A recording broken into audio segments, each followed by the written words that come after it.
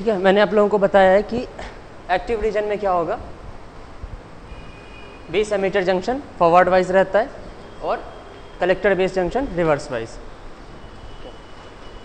और ये भी बताया है कि जो ट्रांजिस्टर को हम एम्पलीफायर की तरह जब यूज़ करते हैं, है ना, तो ये हमेशा लीनियर रीजन में ऑपरेट करता है ना।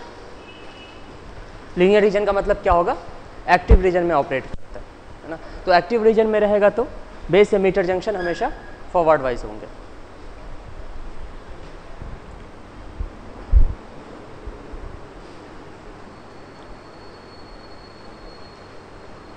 ठीक है, और ट्रांजिस्टर का इस तरह का मॉडल ही बताया था मैंने, है ना।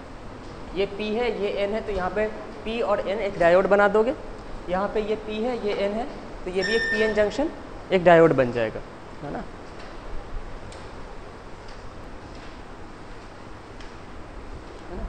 अगर इस सर्किट को सॉल्व करना हो, जैसे यहाँ पे डायोड फॉरवर्ड वाइज होता है एक्टिव रीजन में, है ना, यहाँ पे भी डायोड को हमने फॉरवर्ड वाइज कर रखा है। तो यहाँ पे आप करंट का कैलकुलेशन कैसे करते हैं, है ना। यहाँ पे आप क्या कहेंगे कि ये फॉरवर्ड वाइज है और ये सिलिकॉन डायोड है ना। मान लो सिलिकॉन डायोड है, तो यहाँ पे आप वोल्टेज ड्रॉप कितना कहेंगे, 0.7 वोल्ट, है ना, 0.7 वोल्ट। और आप सिलिकॉन का स्विचिंग कैरेक्टरिस्टिक कैसा बनाओगे, सिलिकॉन का स्विचिंग कैरेक्टरिस्टिक,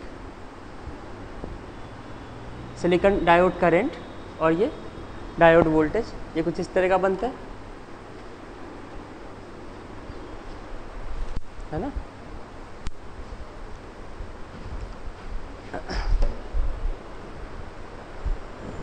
लेकिन डायोड का ये भी तो एक वोल्टेज और करंट के रिलेशन को बता रहा है ना, ठीक है, कि अगर इसके क्रॉस वोल्टेज 0.7 से कम है ना, तो करंट हमेशा 0 होगा। और अगर और वोल्टेज कभी भी,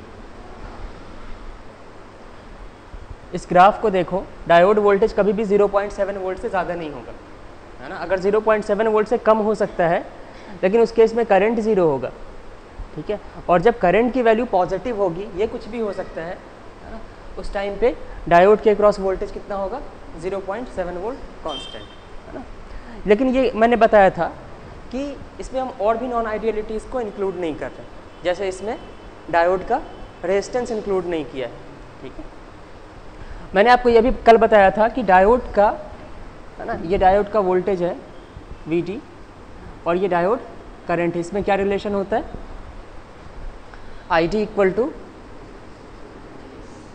IS into e to power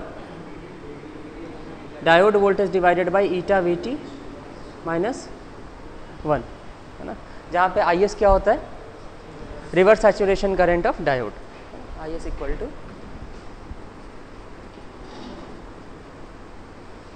reverse saturation current.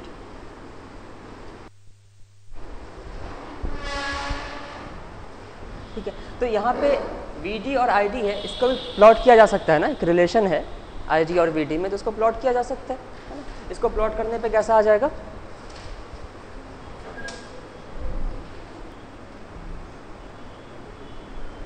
इस ग्राफ को अगर आप प्लॉट करेंगे तो ये कुछ इस तरह ग्राफ आता है, ठीक है।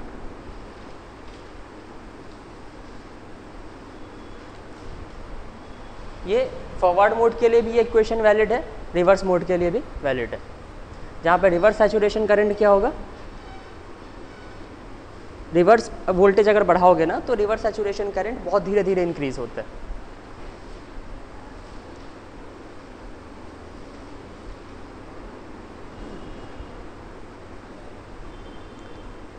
यहाँ पे रिवर्स करंट इंक्रीज हो रहा है, लेकिन इसका एक लिमिट होता है, इससे ज़्यादा नहीं बढ़ सकता है ये, है ना। ये जो लिमिट होगा ये रिवर्स सैचुरेशन करंट हो जाएगा।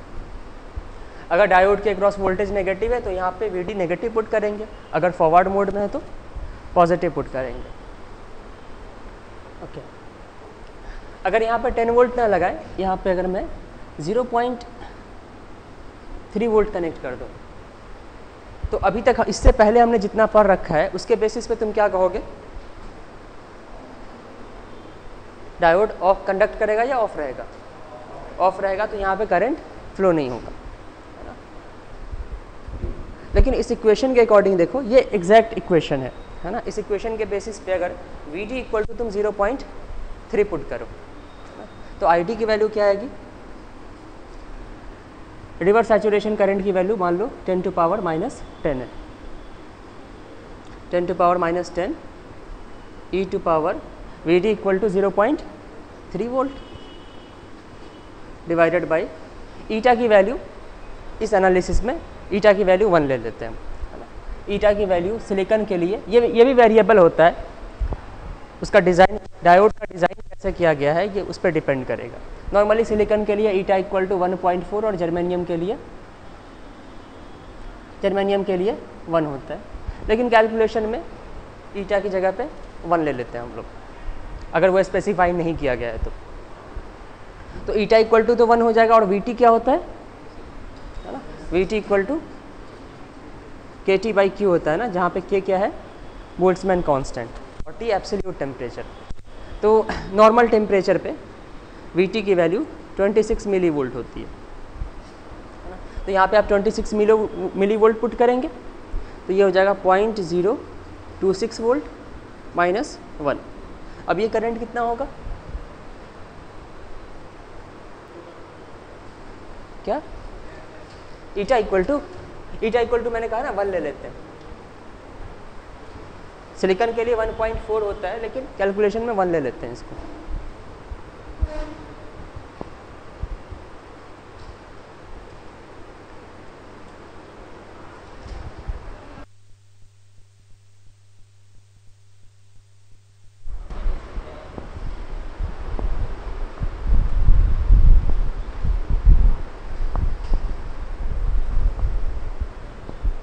है ना, कितना आ जाएगा ये? हाँ,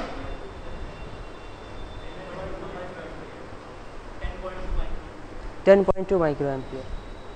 यहाँ पे करंट की वैल्यू 10.2 माइक्रो एम्पियर आ रहा है ना। तो यहाँ पे करंट फ्लो हो रहा है, इसका मतलब अगर आप डीसी एनालिसिस में, है ना, 0.3 वोल्ट है ना, और 0.3 वोल्ट कनेक्ट कर रखा है, तो करंट तो इतना फ्लो होगा, लेकिन इस करंट को हम नेगलेक्ट कर देते हैं यहाँ पे। तो इसको हम तभी नेगलेक्ट कर सकते हैं जब 10 माइक्रो एम्पियर करंट सर्किट में नेग्लिजिबल हो। बाकी सारी करंट्स मान लिया कि मिली एम्पियर में हो, तो मिली एम्पियर के सामने आप 10 माइक्रो एम्पियर को नेगलेक्ट कर सकते हो, है ना। लेकिन अगर आपको एग्जैक्ट एनालिसिस करनी है ना, तो आपको इस इक्वेशन के थ्रू जाना पड़ेगा। समझ रहे बात को? तो नॉर्मली डीसी एनालिसिस में क्या होता है, जब हम करंट का कैलकुलेशन करते हैं तो वहाँ पे सिग्निफिकेंट करंट क्या होता है? मिली एम्पियर के रेंज में होता है ना। 10 मिली एम्पियर, 20 मिली एम्पियर, इस तरह से होता है। तो वहाँ पे माइक्रो एम्पियर करंट को आप नेगलेक्ट कर सकते हैं। मेरी बात समझ में आ रही है? तो उस केस में हम क्या करते हैं इसको कि ये ओपन सर्किटेड मान लेते हैं, है ना। ठीक है, लेकिन एग्जैक्ट एनालिसिस करना है जहाँ पे माइक्रो एम्पियर करंट भी सिग्निफिकेंट है, तो वहाँ पे आपको इस इक्वेशन के थ्रू जाना पड़ेगा, है ना। ओके, अब अगर Vd equal to 0.7 volt put करोगे तो कितना आएगा Id?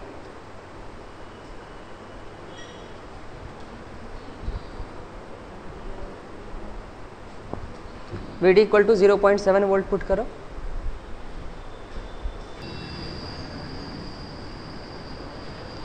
अप्रॉक्सीमेटली 49 मिली एम्पियर आ रहा है ना। ओके,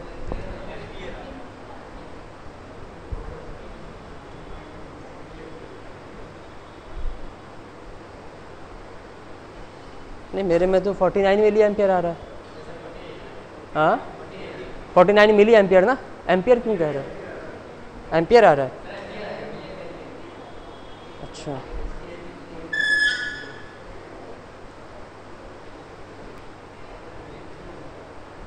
हो सकता है मैंने ये गलत ले लिया है, 10 टू पावर माइनस 10 ना हो करके 10 टू पावर माइनस नहीं 7 नहीं होता है, 10 टू पावर माइनस 12 या माइनस 13, इस तरह से कुछ होगा। 10 टू पावर, अगर ये 10 टू पावर माइनस 13 होगा तो यहाँ पे जो हमने 10.2 माइक्रो एम्पियर कैलकुलेट किया था, ये कितना आ जाएगा? 0.01 माइक्रो एम्पियर हो जाएगा। और ये कितना होगा?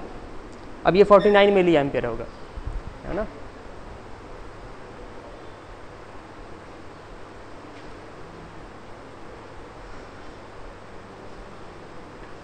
ठीक है, अब अगर आपको डायोड से करंट 100 मिली एम्पियर चाहिए तो उसका क्रॉस वोल्टेज कितना होगा?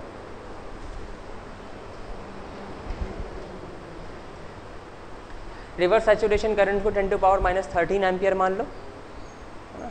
उसके बाद I D equal to 100 milli ampere, तो यहाँ से तुम वी डी कैलकुलेट कर सकते हो।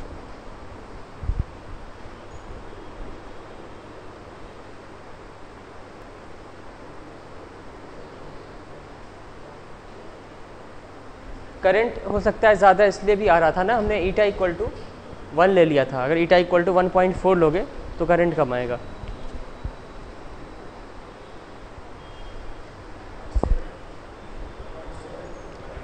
पॉइंट 0.97 वोल्ट, 0.89 वोल्ट आ रहा है। अच्छा, तो तुम इस इक्वेशन के बेसिस पे मान लो reverse saturation current equal to 10⁻⁻13 है। Reverse saturation current equal to 10⁻⁻13 ले लो, ईटा इक्वल टू 1 ले लो, तो तुम एक चार्ट बना सकते हो, है ना। तुम ये वैल्यू ले करके वी और आई डी की वैल्यूज़ को कंपेयर कर सकते हो। जैसे I D equal to 100 milli ampere अगर चाहिए तो वी डी कितना होना चाहिए? 0.89 वोल्ट। अगर I D equal to 49 milli ampere चाहिए तो वी डी कितना होना चाहिए? 0.7 वोल्ट, है ना। उसी तरह से 0.6 वोल्ट पे कुछ मिली एम्पियर करंट आ जाएगा, 0.5 वोल्ट पे भी कुछ करंट आ जाएगा, है ना। उसके बाद 0.4, 0.3, 0.2, 0.1 वोल्ट, सारे वोल्ट पे करंट की वैल्यू आ जाएगी कुछ ना कुछ, ठीक है। अब तुम अगर ये चार्ट बना लोगे, है ना, ये चार्ट बनाने के बाद डीसी एनालिसिस में जो सिग्निफिकेंट करंट होता है वो मिली एम्पियर के रेंज में होता है ना। मान लो कि 0.1 मिली एम्पियर से लेकर के जो नॉर्मल करंट की रेंज होती है वो 10 मिली एम्पियर तक होती है, ठीक है। जिस सर्किट में भी डायोड इन्वॉल्व है नॉर्मली, है ना, सेमीकंडक्टर डायोड की बात कर रहा हूँ मैं, ये रेंज होती है। तो तुम यहाँ पे करंट बहुत सारी करंट की वैल्यूज़ लोगे, ठीक है। इस रेंज की करंट के लिए, इस आईडी के लिए जो वीडी की वैल्यू आएगी ना, ठीक है, ये 0.7 वोल्ट के बहुत करीब होगी।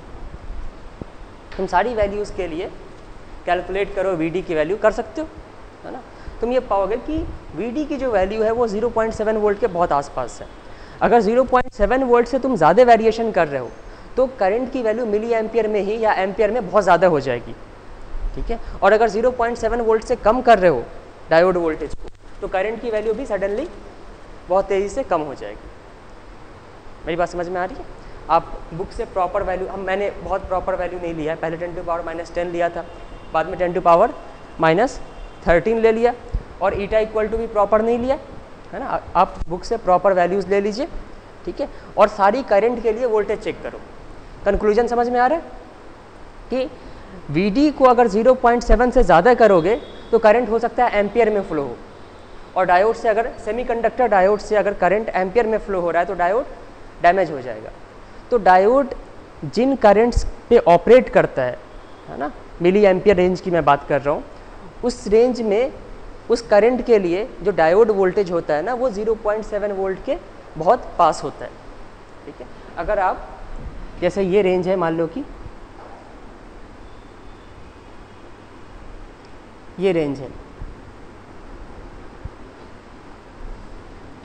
ये मान लो ये मिली एम्पियर रेंज है ना। इस रेंज में जो डायोड के अक्रॉस वोल्टेज होगा इसमें वेरिएशन, ये मान लो कि 0.7 वोल्ट है, ये 0.68 और ये 0.72। इससे अगर वोल्टेज को बढ़ाओगे तो करंट बहुत तेज़ी से बढ़ता है, और यहाँ से अगर करंट वोल्टेज को कम करोगे तो करंट डिक्रीज़ भी होगा तेज़ी से, ठीक है।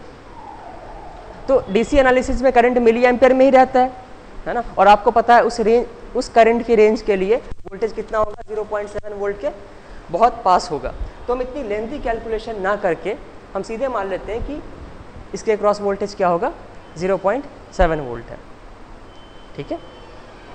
लेकिन एसी में मैं एसी एनालिसिस जब कराऊंगा तो उसमें बताऊंगा कि वहाँ पे माइक्रो एम्पियर का भी करंट जो होगा ना वो सिग्निफिकेंट होगा, ठीक है। मेरी बात समझ में आ रही? तो वहाँ पे अगर डायोड वोल्टेज 0.3 वोल्ट है ना, उसके करस्पॉन्डिंग हो सकता है करंट कितना आ रहा है, मान लो कि 0.1 माइक्रो एम्पियर आ रहा है। डायोड वोल्टेज अगर 0.3 वोल्ट है तो मान लो कि इसके लिए करंट जो आ रहा है 0.1 माइक्रो एम्पियर आ रहा है। अब सर्किट कुछ इस तरीके का है कि आप इसको नेग्लेक्ट नहीं कर सकते, है ना। तो 0.3 के लिए आप इसको ओपन सर्किट भी नहीं कर सकते, क्योंकि अगर इसको ओपन सर्किट कर दोगे तो ये करंट क्या हो जाएगा, 0। आपको इसको नेग्लेक्ट नहीं करना। तो उस केस में आपको क्या करना पड़ेगा, एग्जैक्ट एनालिसिस करना पड़ेगा, ठीक है।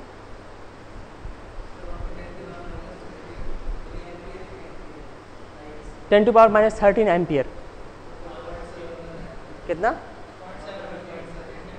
0.78 आ जाएगा, 0.71। तो ठीक है, मैं जो कह रहा था उसको और सपोर्ट ही मिल रहा है ना इस वैल्यू से। मिली एम्पियर रेंज में जो वैल्यू होगी वो 0.7 के काफ़ी पास होगी।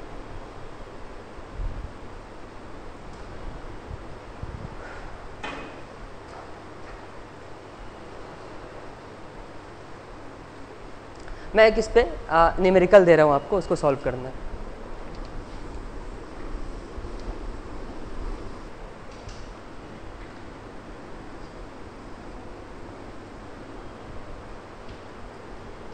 ठीक है, यहाँ से आपको मान लो कि आपको आईडी की अप्रॉक्सीमेट वैल्यू कैलकुलेट करना है।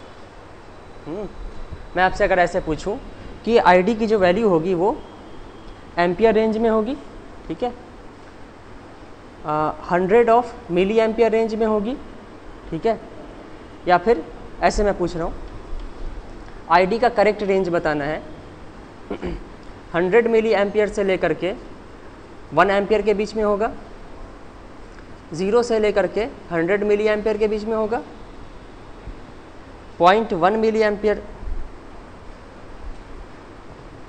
0.1 मिली एम्पियर से लेकर के ये 1 मिली एम्पियर दे लो, 1 मिली एम्पियर के बीच में होगा, या फिर 1 माइक्रो एम्पियर से लेकर के 0.1 मिली एम्पियर के रेंज में होगा।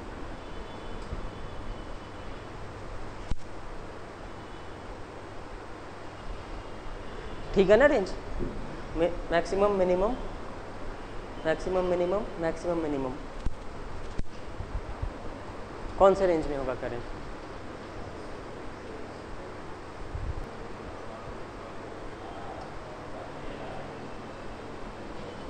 ठीक है, अगर आप एग्जैक्ट एनालिसिस करना चाहेंगे, अगर एग्जैक्ट वैल्यू ऑफ करंट पता लगाना चाहोगे तो क्या करोगे तुम इसमें,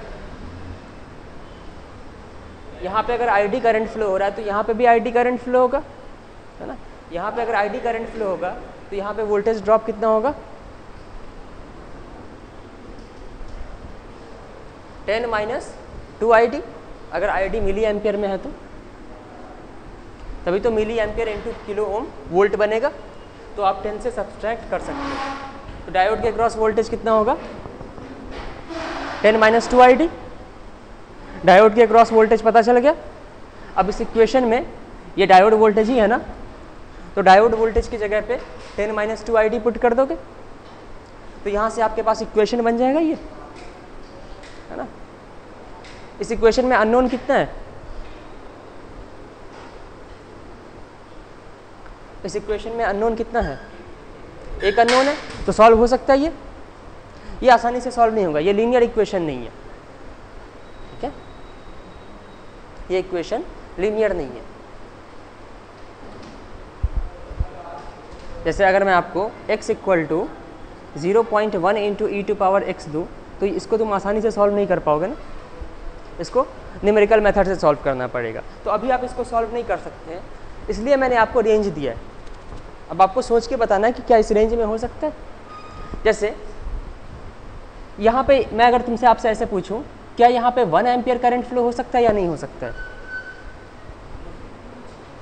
अगर करंट इस डायरेक्शन में फ्लो हो रहा है तो डायोड कंडक्ट कर रहा है।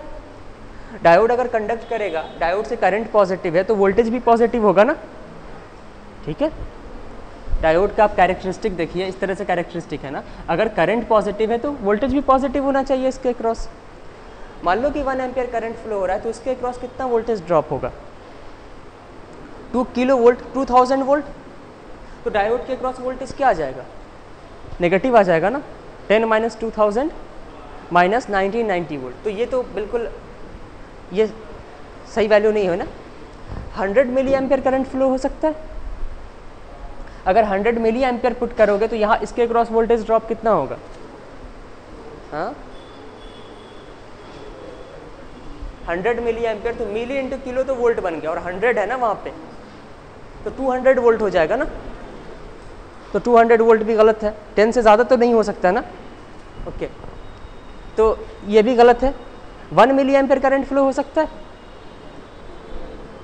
अगर 1 मिली एम्पियर करंट फ्लो होगा तो 2 वोल्ट का ड्रॉप होगा, तो बाकी 8 वोल्ट इसके क्रॉस होगा, है ना। ओके, तो ये करंट फ्लो हो सकता है, या फिर 2 मिली एम्पियर भी फ्लो हो सकता है। अगर 2 मिली एम्पियर फ्लो होगा तो यहाँ पे 4 वोल्ट ड्रॉप होगा, तो यहाँ पे 6 वोल्ट आ रहा है, ठीक है ना। तो चलो ठीक है, इस रेंज में हमें लग रहा है कि नहीं पॉसिबल है ना, लेकिन आपको 4 में से इस रेंज में तो बिल्कुल पॉसिबल नहीं है ना। इसमें चेक करो, अगर 1 मिली एम्पियर करंट होगा तो यहाँ पे वोल्टेज कितना आ जाएगा? 8 वोल्ट, है ना। और अगर 0.1 मिली एम्पियर है तो वोल्टेज कितना आएगा यहाँ पे?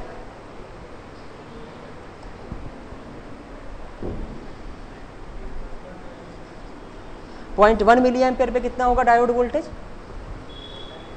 मिली इंटू किलो वोल्ट हो गया ना, तो 2 इंटू 0.1 कितना होगा? 0.2। तो 10 में से 0.2 सब्सट्रैक्ट करोगे तो 9.8 वोल्ट, मतलब डायोड के क्रॉस वोल्टेज 9.8 वोल्ट होगा, है ना। ये VD का मैं बना रहा हूँ। ओके, फिर 0.1 मिली एम्पियर के लिए 9.8 वोल्ट, है ना। और 1 माइक्रो एम्पियर करंट के लिए यहाँ पे कितना होगा वोल्टेज ड्रॉप? 2 मिली वोल्ट हो जाएगा ना। तो 10 में से 2 मिली वोल्ट अगर सब्सट्रैक्ट करोगे तो ये आ जाएगा 9.998 वोल्ट। ओके, तो ये डायोड के क्रॉस वोल्टेज का रेंज आ गया, है ना। अभी आप क्या कर रहे थे? बस KVL से इसके क्रॉस वोल्टेज पता कर रहे थे, है ना। अब इसके क्रॉस वोल्टेज आ गया तो VD तो पता है ना, तो वोल्टेज रेंज से फिर से तुम डायोड करंट का रेंज पता लगा सकते हो।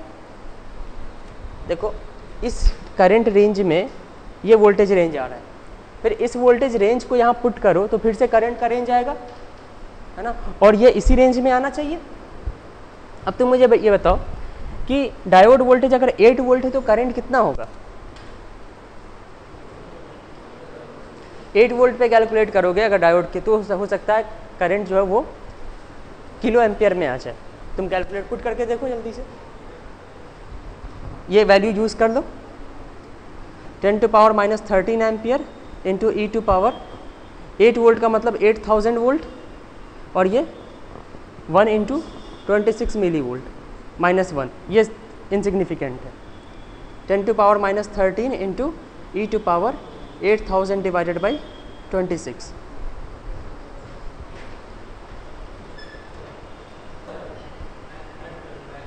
ओके, अच्छा, इसका मतलब बहुत ज़्यादा आ रहा है ना, इसलिए एरर आ रही होगी। जैसे e⁻ ये कितना हो जाएगा? 307 आ रहा है ना, इसको कैलकुलेट करोगे तो e⁻ 307 कितना होगा? हाँ, है ना। तो ये बहुत ज़्यादा आ रहा है, तो मान लो कि किलो एम्पियर में आ रहा है या मेगा एम्पियर में आ रहा है, ये तो पॉसिबल नहीं है ना, क्योंकि आपने करंट इस रेंज में माना था, करंट कुछ और आ रहा है। करंट इसी रेंज को सेटिस्फाई करना चाहिए ना। आप जो आंसर मानते हो फाइनली वो आंसर वैलिडेट करना चाहिए ना कंडीशन को, तो ये भी नहीं पॉसिबल है। 8 पे जब इतना करंट आ रहा है तो ये भी पॉसिबल नहीं, मतलब डायोड के अक्रॉस ये वोल्टेज पॉसिबल है ही नहीं। डायोड के क्रॉस कौन सा वोल्टेज पॉसिबल है? 0.7 वोल्ट ही पॉसिबल है, 0.7 वोल्ट, 0.8 वोल्ट, 0.6 वोल्ट, है ना। तो ये तीनों नहीं होगा। और ये रेंज क्या कह रहा है? डायोड के क्रॉस वोल्टेज नेगेटिव, तो ये भी नहीं होगा। तो ये रेंज करंट का पॉसिबल है। क्या?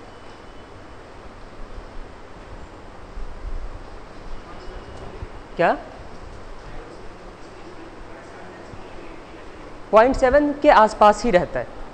आप चाहे यहाँ पे 10 वोल्ट लगाओ या 100 वोल्ट लगाओ, 0.7 के आसपास ही रहेगा। क्या?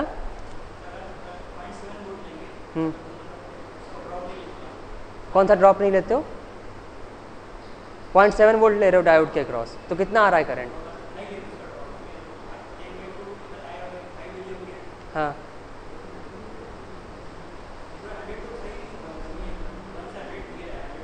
मतलब 1 से 100 के बीच में कुछ भी हो सकता है करंट, ये रेंज मैंने बताया।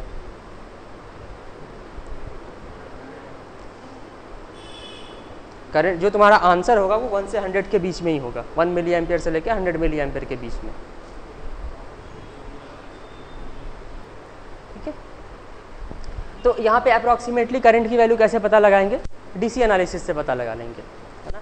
वोल्टेज बहुत ज़्यादा है, 0.7 से बहुत ज़्यादा है ना वोल्टेज, है ना। अगर बहुत ज़्यादा है तो यहाँ पे 0.7 वोल्ट मान लो। यहाँ पे अगर 0.7 वोल्ट मानोगे तो ये कितना आ जाएगा? इसके क्रॉस वोल्टेज कितना आएगा? 9.3 volt. 9.3 divided by 2, 4.15 milli ampere, है ना। तो यहाँ पे करंट 4.15 मिली एम्पियर, इतना करंट आ रहा है। अब वैलिडेट करके देखो, इसके क्रॉस 0.7 माना है ना, है ना। तो 0.7 पे देखो 4.15 मिली एम्पियर आएगा कि नहीं आएगा। हो सकता है डिफरेंस हो, एग्जैक्ट एनालिसिस नहीं है, ठीक है, लेकिन ऐसा नहीं होगा कि 1000 टाइम्स का डिफरेंस आ रहा है। इसमें 0.7 वोल्ट पुट करो, देखो कितना आ रहा है करंट, 49 मिली एम्पियर आ रहा था ना, ठीक है। तो ठीक है, तो हम मान लेते हैं ये 4.15 मिली एम्पियर करंट आ रहा है। अब अगर मैं पूछूं कि ये डायोड कितना रेजिस्टेंस ऑफर कर रहा है,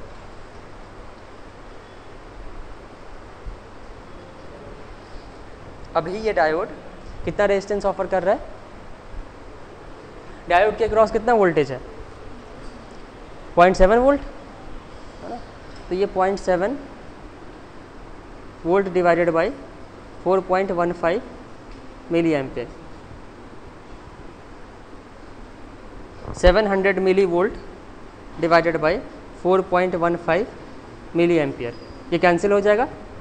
डायोड रेजिस्टेंस कितना आ रहा है?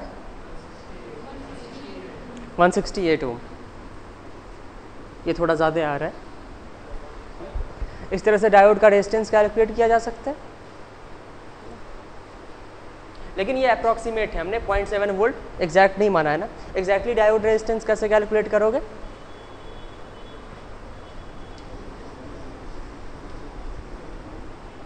यहाँ से तुम क्या करोगे? DID बाई DVD, है ना। इस 1 को नेग्लेक्ट कर देते हैं, क्योंकि ये वैल्यू नॉर्मली बहुत ज़्यादा आती है ना, तो 1 नेग्लेक्ट हो जाएगा। ये आ जाएगा IS into 1 by eta VT into e to power VD divided by eta VT।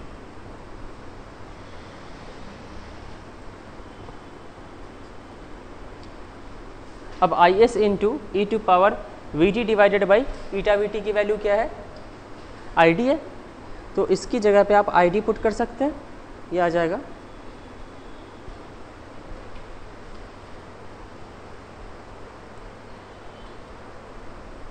ID divided by eta VT। तो इसका अब रिवर्स कर दो, DVT डिवाइडेड बाई DID क्या होगा?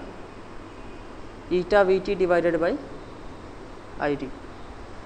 ईटा को ट्रांजिस्टर के कैलकुलेशन में 1 ले लेते हैं, तो ये आ जाएगा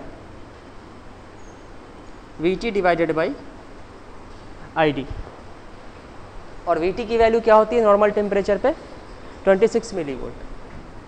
तो ये 26 milli volt divided by ID भी, है ना, मिली एम्पियर में ही होगा।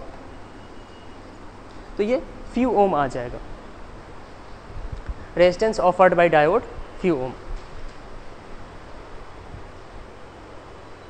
ठीक है, जब मैंने आपको एसी एनालिसिस का बेसिक्स में मैंने बताया था आज से 1 या 2 लेक्चर पहले, उस टाइम पे मैंने आपको ये बताया होगा कि ट्रांजिस्टर एम्पलीफायर की तरह कब काम करेगा, जब इनपुट की फ्रीक्वेंसी ज़्यादा होनी चाहिए और स्मॉल सिग्नल होना चाहिए ना, एसी। ठीक है, तो जो एसी एनालिसिस करेंगे या फिर एसी इनपुट जो है वो एक स्मॉल सिग्नल है। ठीक है, तो और मैंने डायोड में क्या बताया कि अगर इनपुट वोल्टेज स्मॉल रहेगा, है ना, तो डायोड का आपका एनालिसिस कैसे करेंगे आप, इस इक्वेशन के बेसिस पे करेंगे। ठीक है, और अगर हाई सिग्नल लगा हुआ है तो ट्रांजिस्टर में हाई सिग्नल डीसी लगाते हैं। डीसी क्यों लगाते हैं, ताकि ट्रांजिस्टर हमेशा ऑन रहे। तो जब डीसी एनालिसिस करेंगे तो डायोड वोल्टेज ड्रॉप 0.7 लेना है, लेकिन जब एसी एनालिसिस करेंगे तो वहाँ पे हम डायोड वोल्टेज ड्रॉप 0.7 वोल्ट नहीं ले सकते, वहाँ पे हम इस इक्वेशन के थ्रू जाएंगे। ठीक है, थोड़ा बहुत क्लियर नहीं हुआ, थोड़ा सा क्लियर हुआ है ना, कि डायोड का अगर स्मॉल सिग्नल एनालिसिस करना है तो हम प्योर इस इक्वेशन के थ्रू जाएंगे, और अगर डीसी एनालिसिस या हाई सिग्नल एनालिसिस करना है तो डायोड के क्रॉस वोल्टेज ड्रॉप 0.7 वोल्ट हो जाएगा।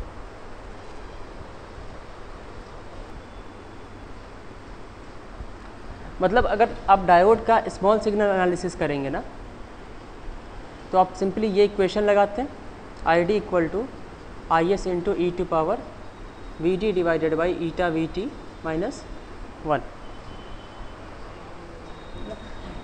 और इसी इक्वेशन को जब आप डिफ्रेंशिएट करते हो तो इसका आप रेजिस्टेंस कैलकुलेट करते हैं, वो क्या आता है, ईटा VT डिवाइडेड बाई ID। तो जो भी डायोड वोल्टेज ड्रॉप होगा उसको तुम कहाँ पे मानोगे,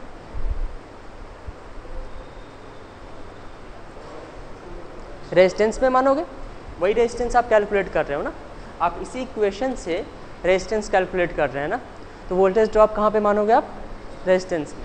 जैसे डीसी एनालिसिस में तुम क्या करते हो, इसकी जगह पे तुम एक आइडियल डायोड प्लस 0.7 वोल्ट की बैटरी बना देते हैं ना। ठीक है, लेकिन अगर यही वोल्टेज वेरिएबल है तो आप इसको क्या करेंगे, एक वेरिएबल रेजिस्टेंस और इसमें आईडी करंट फ्लो होता हुआ दिखाएंगे। तो अब इस डायोड का मॉडल कैसा बन जाएगा, एक वेरिएबल रेजिस्टेंस है ना, ठीक है, जिसकी वैल्यू क्या है, ईटा VT डिवाइडेड बाई ID। और इससे करंट कितना होगा, ये इनपुट वोल्टेज पे भी डिपेंड करेगा। तो करंट वेरिएबल है तो इसका रेजिस्टेंस भी वेरिएबल रहेगा। VT कांस्टेंट है, ईटा कांस्टेंट है ना, किसी फिक्स टेम्परेचर पे VT कांस्टेंट है, और ID ये इनपुट पर डिपेंड करेगा, है ना, तो ये रेजिस्टेंस वेरिएबल होगा।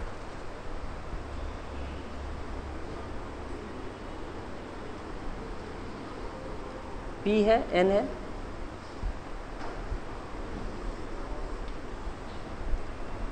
ट्रांजिस्टर अगर एक्टिव रीजन में है, अगर आप एम्पलीफायर की तरह ट्रांजिस्टर को यूज़ करना चाह रहे हैं तो उसे आपको एक्टिव रीजन में ही रखना पड़ेगा, है ना, ये हमने 2 क्लास पहले देखा था। तभी आउटपुट जो होगा वो इनपुट के डायरेक्टली प्रोपोर्शनल होगा।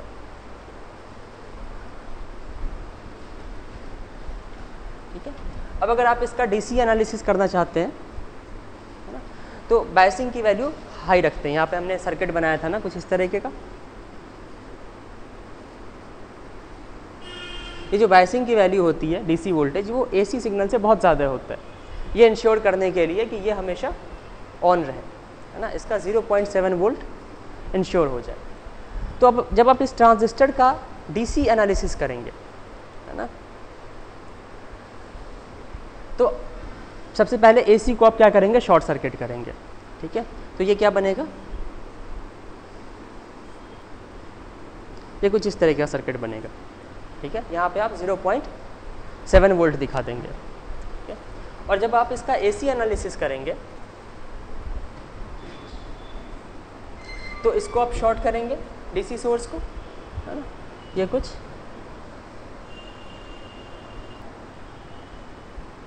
और अब यहाँ पे क्या आ जाएगा, अब यहाँ पे 0.7 वोल्ट की बैटरी नहीं बनेगी, यहाँ पे ये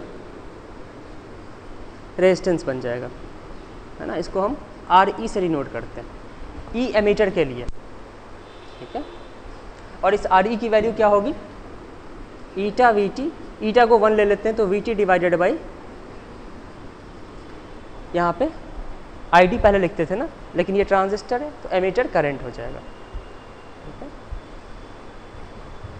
अब इसमें और भी बहुत सारे क्वेश्चंस होंगे, जैसे कि आप ये पूछ सकते हैं ना कि करंट, ये तो एसी है तो करंट यहाँ पे दोनों डायरेक्शन में फ्लो होगा, है ना, लेकिन ट्रांजिस्टर में दोनों डायरेक्शन में तो करंट नहीं फ्लो हो सकता है, पी से एन की तरफ ही फ्लो होगा, ठीक है। ये क्वेश्चन है।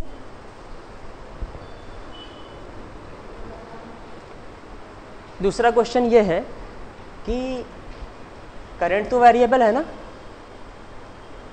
अगर करंट वेरिएबल है तो एसी है ना, तो इसके वोल्टेज के बेसिस इसका वोल्टेज चेंज होगा ना, तो यहाँ पे करंट भी चेंज होगा, ठीक है। अगर करंट चेंज होगा तो रेजिस्टेंस भी चेंज होगा, तो कौन रेजिस्टेंस अगर चेंज होगा तो उसकी वैल्यू चेंज अगर हो रही है तो आप कौन सी वैल्यू लेंगे, ये भी एक क्वेश्चन है, ठीक है। तो इन दोनों क्वेश्चन को आंसर करने के लिए एक न्यूमेरिकल लेते हैं, उसमें देखेंगे, है ना।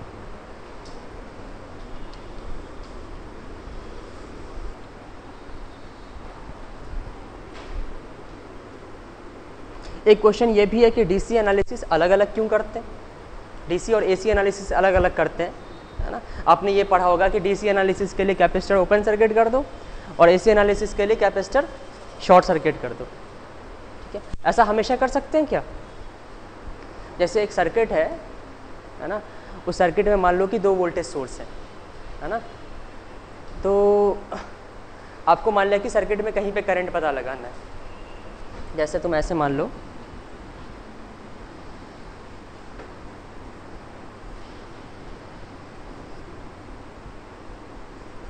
ये 50 वोल्ट का डीसी सोर्स है और ये 100 साइन ओमेगा टी का एसी सोर्स है,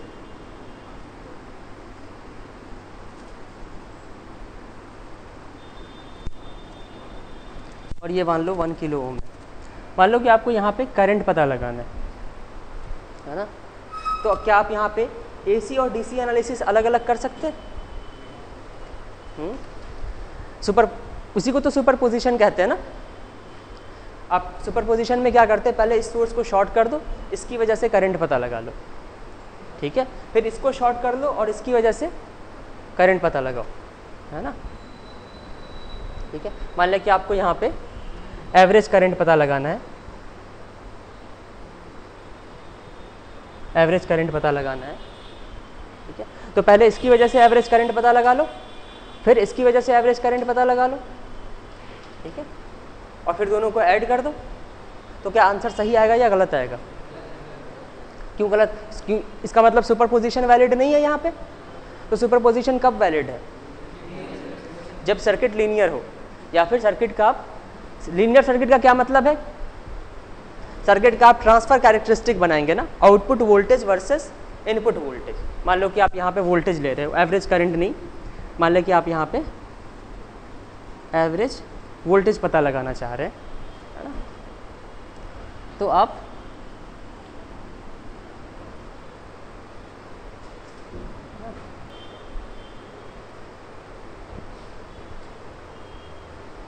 ठीक है, यहाँ पे आप पहले इसको कैलकुलेशन करके देखोगे, है ना। यहाँ पे एवरेज करंट ही कैलकुलेट करो,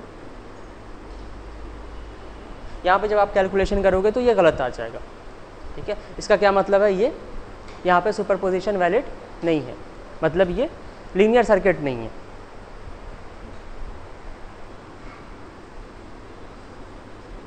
ये वी इनपुट है और ये वी आउटपुट है ना, ऐसी सर्किट है ये।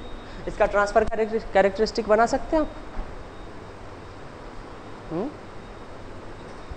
ये तो बहुत इजीली बन जाएगा ना, जब वी इनपुट अगर 0 से ज़्यादा है तो आउटपुट वोल्टेज क्या आ जाएगा, इनपुट के इक्वल, और अगर इनपुट वोल्टेज 0 से कम है तो डायोड ओपन, इसमें कोई करंट नहीं, तो ये तो लीनियर नहीं आ रहा है। तो अगर ये लीनियर नहीं है तो यहाँ पे सुपरपोजिशन वैलिड नहीं होगा, ठीक है। लेकिन जब भी आप एम्पलीफायर की एनालिसिस करते हैं उसमें हमेशा आप क्या करते हो, डीसी एनालिसिस अलग से करते हो, एसी एनालिसिस अलग से करते हो, है ना। इसका मतलब एम्पलीफायर लीनियर सर्किट है ना, ठीक है। और ये तो हम पहले भी प्रूव कर चुके हैं। मैंने सबसे पहले आपको यही बताया ना कि अगर आपको ट्रांजिस्टर को एज एन एम्पलीफायर यूज़ करना है तो उसको लीनियर रीजन में रखना पड़ेगा। ये तो पहले ही फिक्स हो गया। तो अगर लीनियर रीजन में है तो सुपरपोजिशन वैलिड है। अगर सुपरपोजिशन वैलिड है तो आप AC एनालिसिस और DC एनालिसिस अलग अलग कर सकते हैं, ठीक है। अब चाहे तो नहीं भी कर सकते, लेकिन अलग अलग करने से कैलकुलेशन आसान हो जाता है ना। ओके, तो मान लो कि ये 1 किलो ओम है एमिटर रेजिस्टेंस, ये NPN ट्रांजिस्टर है, यहाँ पे भी कुछ वोल्टेज होगा, ये कुछ रेजिस्टेंस हो सकता है।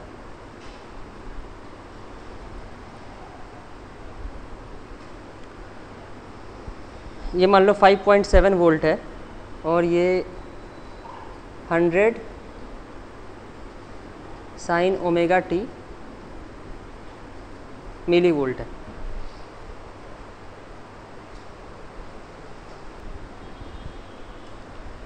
है ना। यहाँ पे जो ये रेजिस्टेंस ऑफर करेगा है ना, ये कितना होगा, VT डिवाइडेड बाई ID। लेकिन रेजिस्टेंस हम कब कैलकुलेट करेंगे, जब हमारे को प्योर AC एनालिसिस करना होगा, है ना।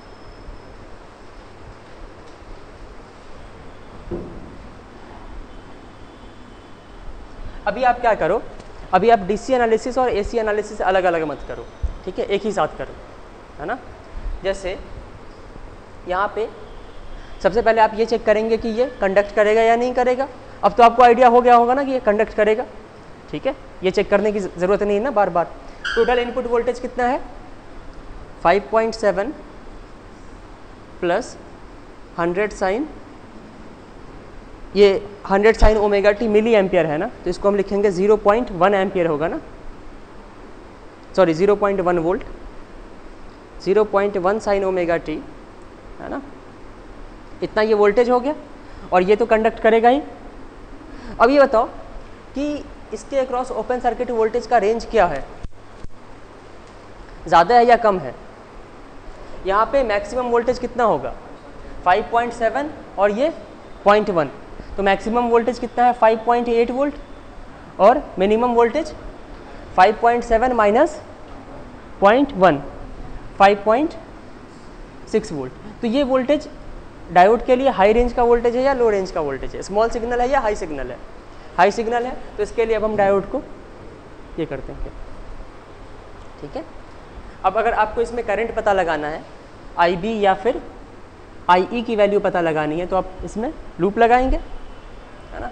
तो इस रेजिस्टेंस के क्रॉस वोल्टेज ड्रॉप कितना होगा, total input voltage minus 0.7 volt, है ना, इतना ड्रॉप होगा इसके क्रॉस। और इसको इसके रेजिस्टेंस से डिवाइड कर दो 1 किलो ओम से, तो ये करंट कौन सा मिलेगा, voltage across resistance divided by resistance. तो ये रेजिस्टेंस का करंट देगा ना, तो रेजिस्टेंस का करंट IE है या IB है, IE है ना, तो इसको मैं IE लिखूंगा, है ना। आप इसको IB लिखेंगे तो गलत हो जाएगा। तो IE की वैल्यू कितनी आ रही है, 5, है ना, plus 0.1 sine omega T milli ampere, इतना आ रहा है ना। तो मैक्सिमम एमिटर करंट कितना होगा यहाँ पे, 5.1 मिली एम्पियर और minimum emitter current 4.9 milli ampere.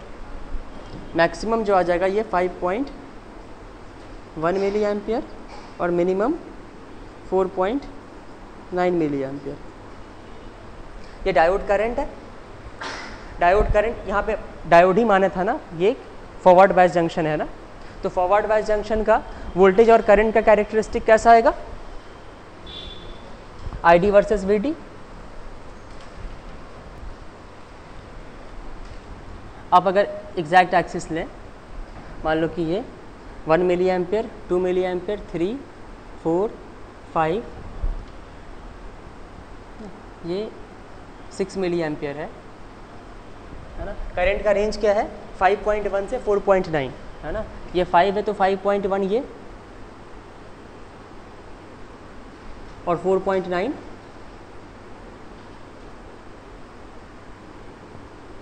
ठीक है।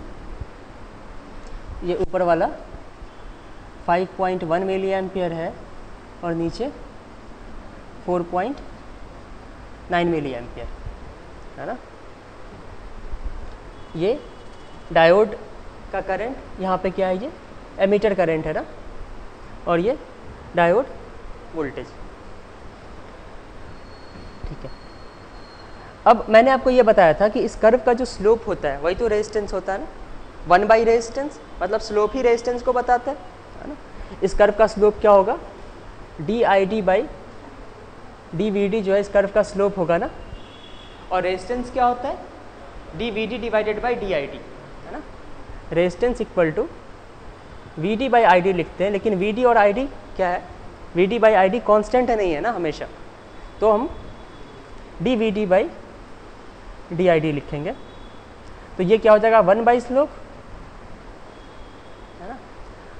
अब यहाँ पे कर्व में दिख रहा है हमारे को कि स्लोप तो चेंज हो रहा है ना, लेकिन अगर आप दो पॉइंट के बीच में वेरिएशन बहुत कम है तो यहाँ से लेकर के यहाँ तक स्लोप आप कांस्टेंट मान सकते हैं।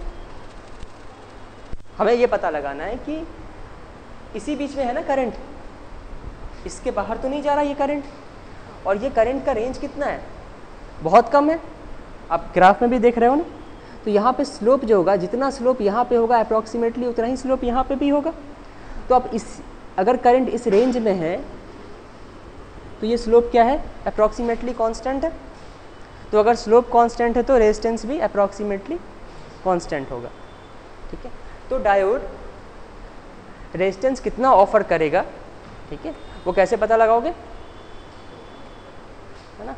ये हम 26 मिली वोल्ट डिवाइडेड बाई, तुम ऐसे भी देखो, तुम 4.9 मिली एम्पियर मान के देखो कितना रेजिस्टेंस आ रहा है, 26 milli volt by 5.1 milli ampere मान के देखो, या 26 milli volt by 5 milli ampere मान करके देखो, तीनों से अप्रॉक्सीमेटली रेजिस्टेंस सेम ही आ जाएगा ठीक है। ठीक है, तीनों से सेम आ जाएगा। तो आप अगर तीनों से सेम आएगा है ना, ये जो 5 एम्पियर मिली एम्पियर जो ये सेंटर की वैल्यू है ना, मिनिमम 4.9 मैक्सिमम 5.1 और 5 मिली एम्पियर सेंटर की वैल्यू, तो बेटर है कि सेंटर पे स्लोप लो है ना। तो सेंटर का स्लोप पता लगाने के लिए ये जो 5 मिली एम्पियर करंट है ये किसकी वजह से है, ये तो सिर्फ डीसी वोल्टेज की वजह से है ना। तो ओवरऑल तुम ये कह सकते हो कि यहाँ पे जो करंट फ्लो होगा है ना, वो सिर्फ डीसी सोर्स डिसाइड करेगा ठीक है, क्योंकि एसी सोर्स क्या है, स्मॉल सिग्नल है, तो उसकी वजह से करंट में वेरिएशन बहुत कम होगा। करंट में वेरिएशन बहुत कम है तो उसको आप कांस्टेंट मान लीजिए, और अगर करंट कांस्टेंट है तो जो एमिटर जंक्शन है वो एक अप्रॉक्सीमेटली कांस्टेंट रेजिस्टेंस ऑफर करेगा ठीक है। और रेजिस्टेंस आप कैसे, तो आपको प्रोसीजर समझ में आया कि पहले आप एसी को हटा दो, एसी से कोई फ़र्क ही नहीं पड़ेगा, ज़्यादा फ़र्क नहीं पड़ेगा करंट पे है ना। तो आप पहले एसी को हटा करके सर्किट बहुत आसान बन जाएगा। पहले आप डीसी एनालिसिस से एमीटर करंट पता लगा लीजिए, एमीटर करंट पता चल जाएगा, उसके बाद ये रेजिस्टेंस कितना ऑफर करेगा वो पता चल जाएगा है ना।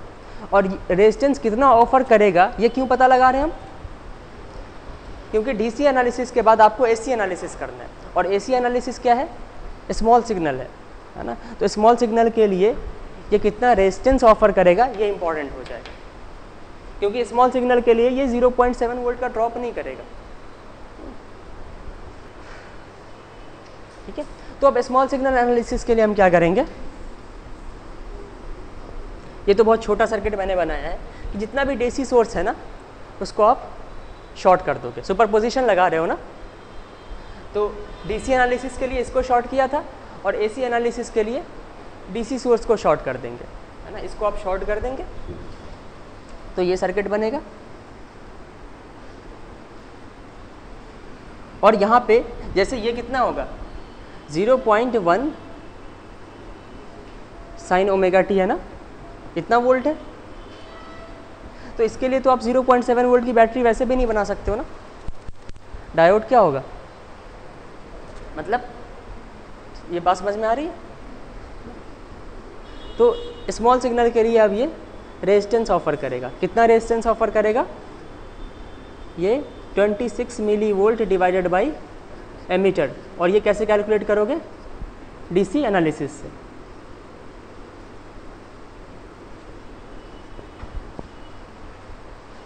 आपका ये कुछ इस तरह का सर्किट बन जाएगा। ठीक है, इसकी वजह से करंट कितना फ्लो हो रहा है, 0.1 sine omega T milli ampere flow हो रहा है ना। अब क्वेश्चन ये आता है, जैसे दूसरा क्वेश्चन ये था ना कि करंट यहाँ पर नेगेटिव डायरेक्शन में कैसे फ्लो हो सकता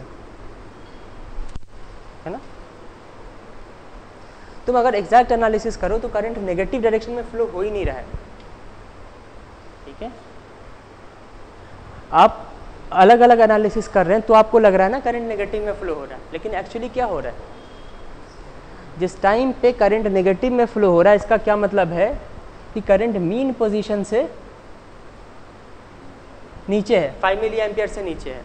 जिस टाइम पे नेगेटिव में पीक करंट फ्लो हो रहा है, डीसी एनालिसिस का भी तो 5 मिली एम्पियर पहले से है, तो वो 5 मिली एम्पियर आप ऐड कर दो तो ओवरऑल करंट क्या होगा, पॉजिटिव हो जाएगा। तो बस आप ये समझ लो कि या तो बैटरी बनाओ या रेजिस्टेंस बनाओ, ये एमीटर जंक्शन है, base emitter junction. DC analysis का 5 मिली एम्पियर करंट फ्लो हो रहा है और ये करंट जो है ना, ये current 0.1 sine omega T milli ampere, ये दोनों डायरेक्शन में फ्लो हो रहा है। तो ओवरऑल करंट क्या होगा, नेट तो राइट डायरेक्शन में ही फ्लो होगा ना, क्योंकि इसका पीक कितना हो जाएगा 0.1 मिली एम्पियर। उसमें अगर आप उसको अगर 5 से सब्सट्रैक्ट करोगे तब भी तो नीचे के डायरेक्शन में ही जा रहा है करंट, 4.9 मिली एम्पियर। तो ये कभी ओपन सर्किट नहीं होगा। एसी में बस आपको लगेगा कि आप करंट नेगेटिव में फ्लो हो रहा है, लेकिन डीसी करंट भी होता है।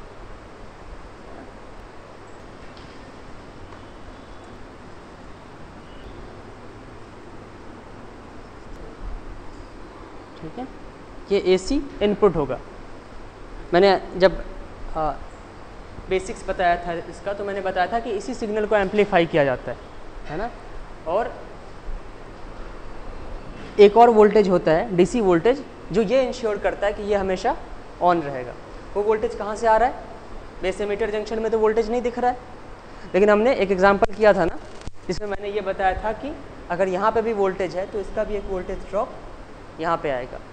तो ये वोल्टेज इसको ऑन रखने के लिए, और यही वोल्टेज यहाँ पे भी यूज़ हो जा रहा है।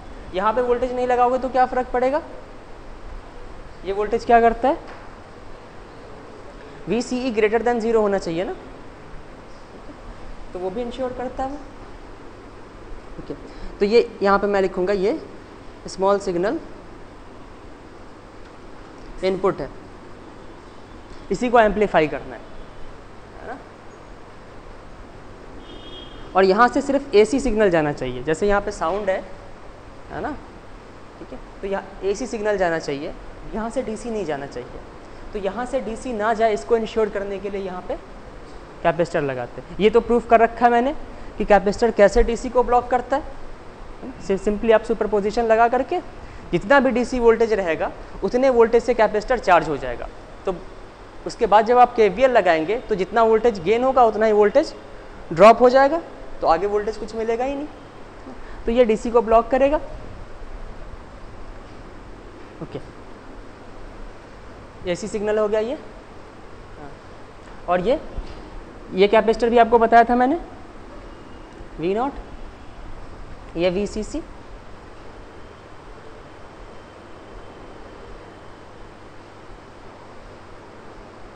अब इस सर्किट का क्या बनेगा, एक DC एनालिसिस के लिए सर्किट बनेगा, दूसरा AC एनालिसिस के लिए। तो DC एनालिसिस के लिए कैसा सर्किट बनेगा, मैं यहाँ पे भी एक कैपेसिटर लगा रहा हूँ। इसका क्या रोल है ये भी बाद में पता चलेगा।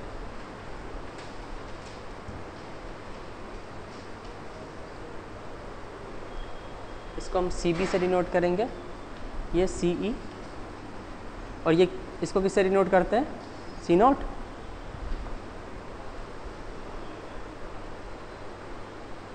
तो आप डीसी मॉडल के लिए क्या करोगे, एसी को शॉर्ट करोगे,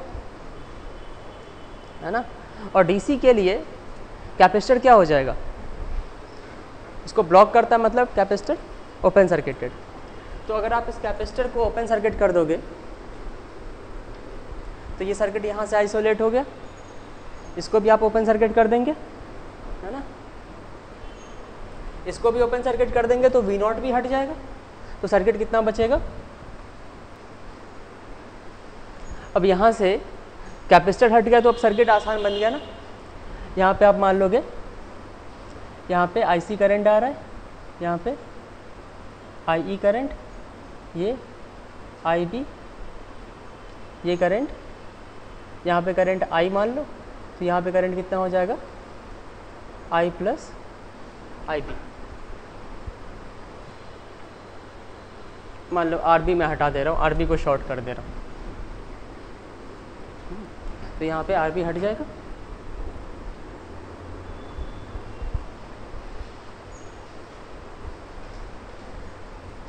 अब इस क्वेश्चन में मान लो C V C C equal to 50 volt दे दिया, 0.4, मान लो ये 51.4 volt. R1 equal to 10K, R2 equal to भी 10K, RC equal to 1K, RE equal to भी 1K मान लो, ठीक है। तो अब आप यहाँ पे एसी एनालिसिस में ये कितना रेजिस्टेंस ऑफर करेगा ये बता सकते हो। यूज़ यहाँ पे नहीं करना है आरई को, आरई को यूज़ एसी एनालिसिस में करना है, लेकिन डिसाइड तो करंट करता है, और करंट को तो डीसी एनालिसिस से ही पता चल रहा है करंट कितना होगा।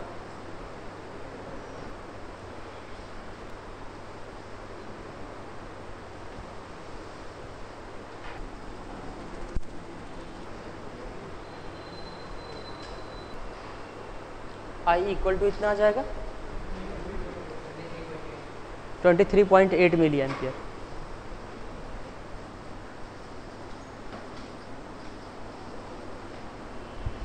तो अब आर ई इक्वल टू क्या होगा, 26 डिवाइडेड बाई 8 मिली एम्पियर, ये आ जाएगा 1.09 ओम। ये मैंने वैल्यू थोड़ी सी, मतलब जो अच्छा क्वेश्चन होगा ना उसमें जो एमीटर करंट की वैल्यू आएगी उसमें 5 milli ampere, 5 to 10 milli ampere के रेंज में आएगा, है ना, या फिर 1 to 10 मिली एम्पियर के रेंज में। यहाँ पे रेजिस्टेंस की वैल्यू, आर ई की वैल्यू अगर हम डबल कर दें या ट्रिपल कर दें तो वैल्यू और थोड़ी सही हो जाएगी। तो ये समझ में आया कैसे कैलकुलेशन करना है। यहाँ से आपको सर्किट मिल जाएगा। इस सर्किट को आप यहाँ पे 2 इक्वेशन बनाना, इसको आप और आसानी से ऐसे सॉल्व कर सकते हैं। यहाँ पे अगर बीटा की वैल्यू ज़्यादा दी हुई है, 99 दी हुई है ना, तो यहाँ पे कितना करंट फ्लो होगा, यहाँ पे कितना करंट फ्लो होता है, आई सी प्लस आई बी, है ना। आई ई इक्वल टू क्या होता है, आई सी प्लस आई बी। अगर बीटा की वैल्यू बहुत ज़्यादा है, फॉर एग्जांपल 999 दिया हुआ है, तो ये क्या हो जाएगा 999 आई बी प्लस आई बी। अब 999 आई बी में से एक आई बी तो छोड़ सकते हो ना, ठीक है। तो अगर बीटा हाई दिया हुआ है तो आई ई में एक करंट आई सी से आ रहा है, दूसरा आई बी से आ रहा है, तुम इस करंट को नेगलेक्ट कर दो, ये बहुत कम वैल्यू है। अगर इस करंट को नेगलेक्ट कर दोगे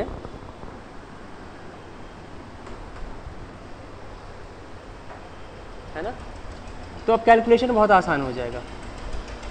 यहाँ पे करंट आई ई, ठीक है, यहाँ पे जो कि कोई करंट नहीं आ रहा है तो यहाँ पे आई प्लस आई बी लिखने की ज़रूरत नहीं।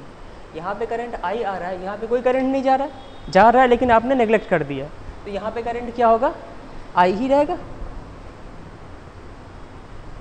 यहाँ पे भी आई, यहाँ पे भी आई, ये फिजिकली कनेक्टेड है, करंट फ्लो हो रहा है लेकिन नेगलेक्ट कर दिया इसको हमने। अब दोनों में सेम करंट आ रहा है तो पोटेंशियल डिवीज़न हो जाएगा, रेजिस्टेंस भी सेम है, तो टोटल पोटेंशियल कितना है 51.4 वोल्ट। तो यहाँ पे पोटेंशियल ड्रॉप कितना होगा 25.7, ये 25.7 वोल्ट है ना। यहाँ पे पोटेंशियल ड्रॉप कितना हो रहा है 0.7 है ना, तो इसके क्रॉस पोटेंशियल ड्रॉप कितना हो जाएगा 25 वोल्ट। तो अब ये इसमें करंट कितना आ जाएगा 25 मिली एम्पियर।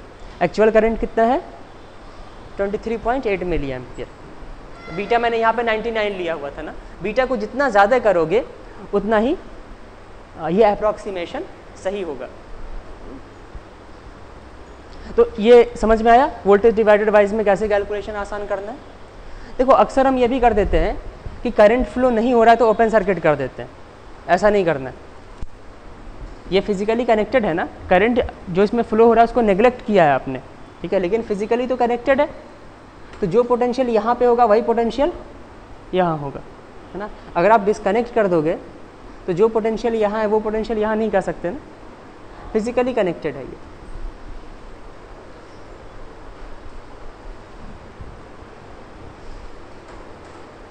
ठीक है, तो मान लेते हैं कि ये 25 मिली एम्पियर आ गया, या फिर जितना रेजिस्टेंस कितना आ गया 1.09 ओम। तो अब ये रेजिस्टेंस पता चल गया, अब इसका हम एसी एनालिसिस का सर्किट मॉडल बनाते हैं। एसी एनालिसिस के लिए क्या करेंगे हम,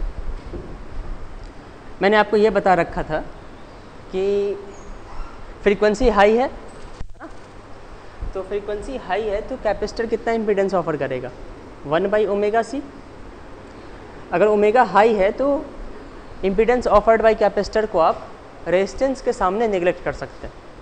नेग्लेक्ट अब कभी भी आप किसी के कंपैरिजन में करते हो, अगर कोई सिंगल वैल्यू है तो उसको आप कभी नेग्लेक्ट नहीं कर सकते। जैसे अगर मैं कहूँ कि 1/0.1 कितना होगा 100 है ना। अब 0.1 अगर तुम्हारे को अगर कम लग रहा है तो इसको नेग्लेक्ट कर दो, तो 1/0 कितना होगा इन्फिनिटी। तो 0.1 और 0 में तो डिफरेंस नहीं है, लेकिन इसको 0 करने से रिजल्ट में कितना डिफरेंस आ रहा है, ठीक है।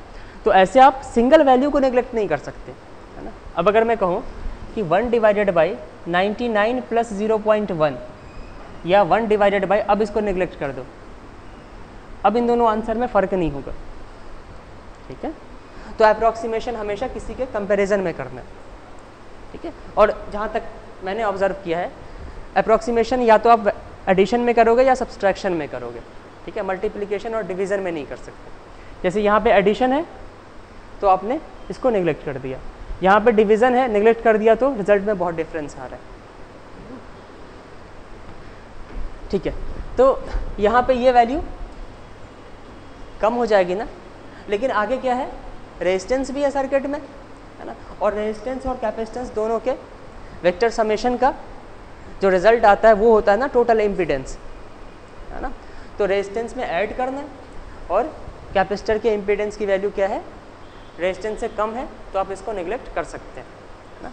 मतलब फ्रीक्वेंसी को इतना हाई रखा जाता है इंटेंशनली ताकि 1/ω/c जो है ना, ये R से कम हो जाए, जो रेजिस्टेंसेस लगे हुए हैं या फिर इक्विवेलेंट रेजिस्टेंस है उससे काफ़ी कम हो जाए, ठीक है।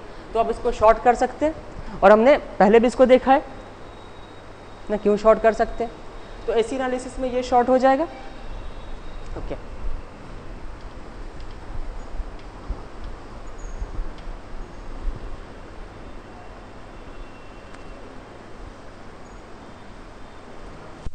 तो कैपेसिटर को तुम शॉर्ट कर दो,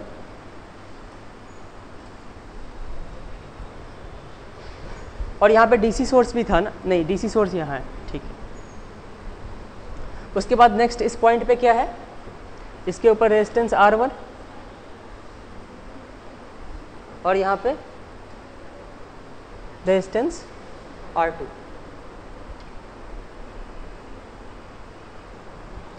R1 के आगे क्या जा रहा है वोल्टेज सोर्स, डीसी है या एसी है, ये डीसी है, आप सुपरपोजिशन लगा रहे हैं ना, सिर्फ एसी की वजह से कर रहे हैं, तो डीसी को क्या करना है शॉर्ट कर देना, ग्राउंड कर देना। तो ये यहाँ पे ग्राउंड से कनेक्ट हो जाएगा। और R2 भी कहाँ है, ग्राउंड से कनेक्टेड है, ठीक है।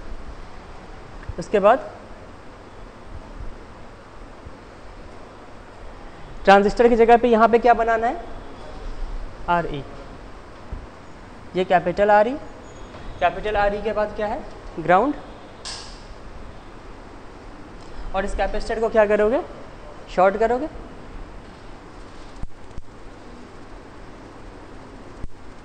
तो अगर ये शॉर्ट हो गया तो अब RE में कोई करंट नहीं जा सकता ना।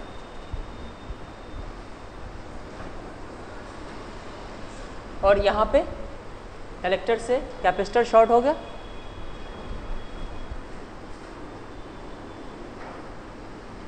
ये आउटपुट वोल्टेज किसके रिस्पेक्ट में लेंगे, आउटपुट वोल्टेज ग्राउंड के रिस्पेक्ट में, पॉजिटिव नेगेटिव, ये आउटपुट वोल्टेज होगा। और रेजिस्टेंस की वैल्यू 1.09 ओम।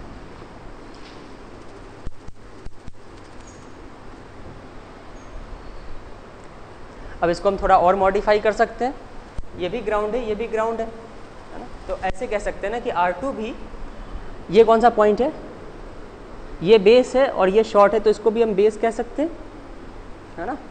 उसके बाद ये एमीटर और ये कलेक्टर। तो R1 देखो बेस और ग्राउंड के बीच में कनेक्टेड है और R2 भी बेस और ग्राउंड के बीच में कनेक्टेड है। तो थोड़ा इसको मॉडिफाई करके बनाते हैं। R1 बेस और, मान लो कि ये बेस पॉइंट है, तो बेस और ग्राउंड के बीच में R1, फिर R2 भी बेस और ग्राउंड के बीच में है, तो इसके आगे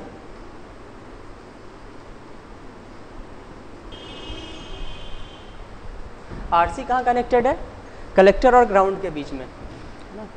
तो ये मान लो C पॉइंट है, तो यहाँ से आप क्या करेंगे, RC को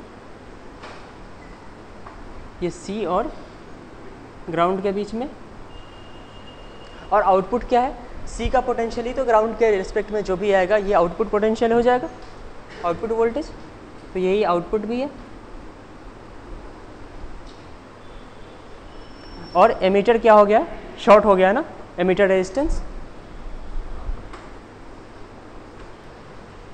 यहाँ पे जो करंट फ्लो होगा इसको हम IB का नाम देंगे, और यहाँ पे जो करंट, अगर यहाँ पे IB फ्लो हो रहा है तो यहाँ पे IC फ्लो होगा। और ये यहाँ पे हम 1.09 रेजिस्टेंस बना देंगे।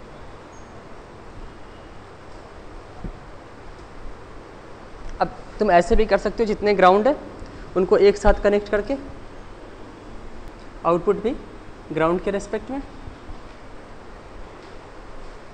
और ये AC इनपुट।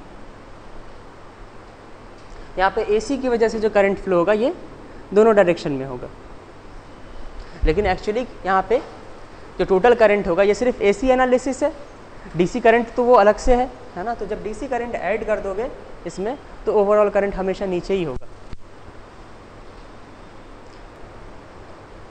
तो अब अगर यहाँ पे भी कुछ करंट चला जाएगा, यहाँ पे भी कुछ करंट जाएगा, और ये करंट IB, ये करंट किसकी वजह से है, सिर्फ AC की वजह से, है ना।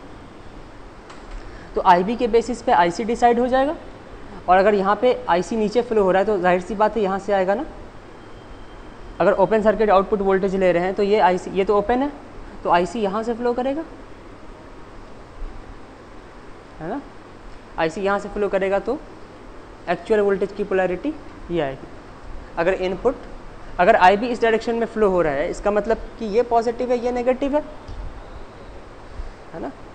अगर IB इस डायरेक्शन में फ्लो होगा तो IC इस डायरेक्शन में, तो यहाँ पे वोल्टेज की पोलैरिटी क्या आएगी, रिवर्स आएगी। तो इनपुट पॉजिटिव है तो आउटपुट नेगेटिव होगा। फिर अगर इसकी पोलैरिटी चेंज होगी तो IB इधर आएगा, IB इधर आएगा तो IC भी अपना डायरेक्शन रिवर्स कर लेगा। तो यहाँ पे आउटपुट वोल्टेज इनपुट का हमेशा रिवर्स आएगा।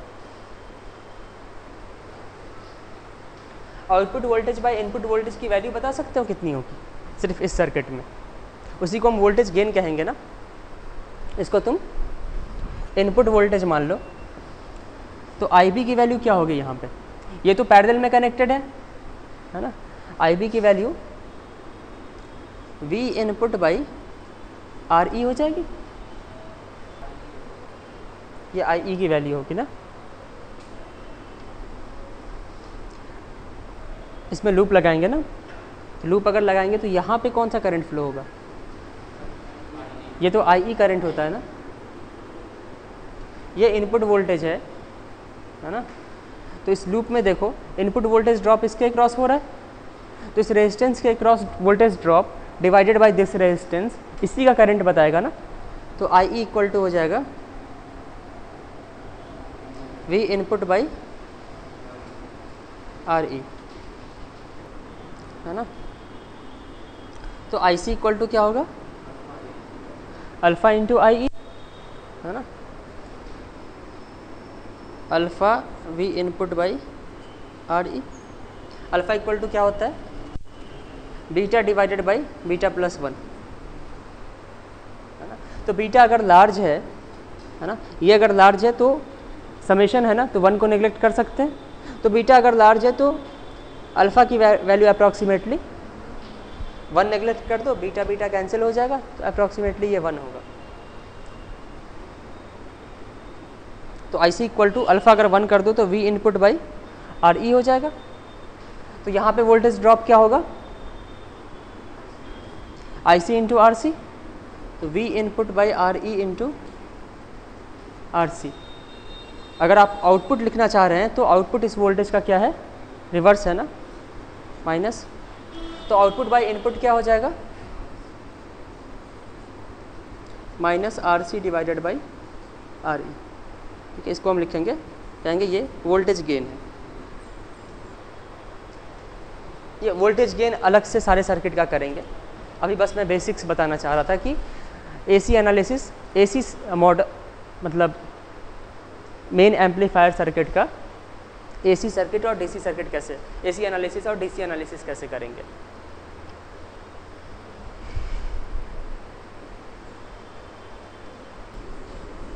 इस पूरे एम्पलीफायर सर्किट में मेनली हमारे को मतलब एम्पलीफिकेशन कहाँ से मिल रहा है आपको,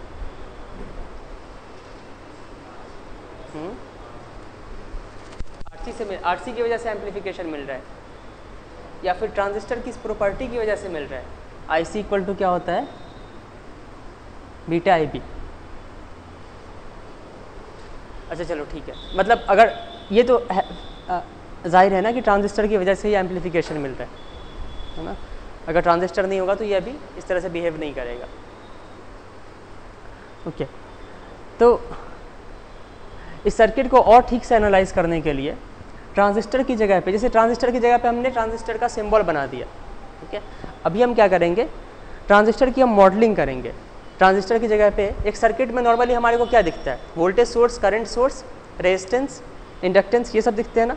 तो ट्रांजिस्टर की भी जगह पे हम लोग जैसे एक रेजिस्टेंस तो बना ही दिया, इस सिंबल को हटाना है, तो इस सिंबल को हटाने के बाद हमें क्या कनेक्ट करना पड़ेगा, करंट सोर्स का, मान लिया कि करंट सोर्स कनेक्ट करना पड़ेगा, तो कहाँ पे करना पड़ेगा, इसका रेजिस्टेंस कुछ होगा तो वो कहाँ पे दिखाएंगे, है ना। तो इसको हम बोलेंगे modelling of transistor.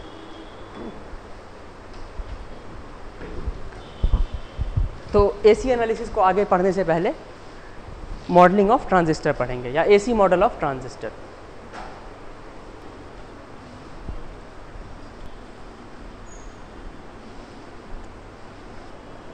Common emitter configuration.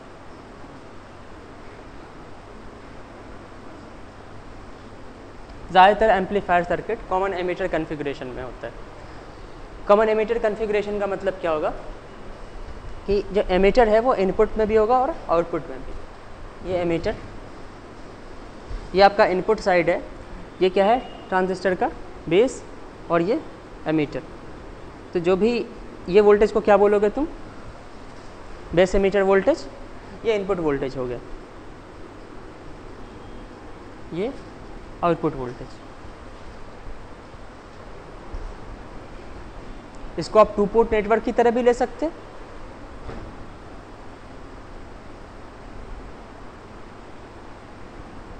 ये 2 पोर्ट नेटवर्क हो गया ना। फर्स्ट साइड का वोल्टेज VBE, सेकंड साइड का वोल्टेज VCE। फर्स्ट साइड का इनपुट करंट क्या होगा IB और सेकंड साइड का इनपुट करंट IC। और ये रेजिस्टेंस RE है।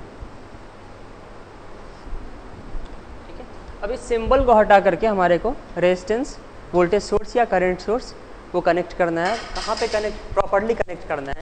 प्रॉपर्ली कनेक्ट करने का क्या मतलब हुआ कि आप ट्रांजिस्टर की जगह वो कंपोनेंट लगा दीजिए तो ऑपरेशन सेम रहे, है ना।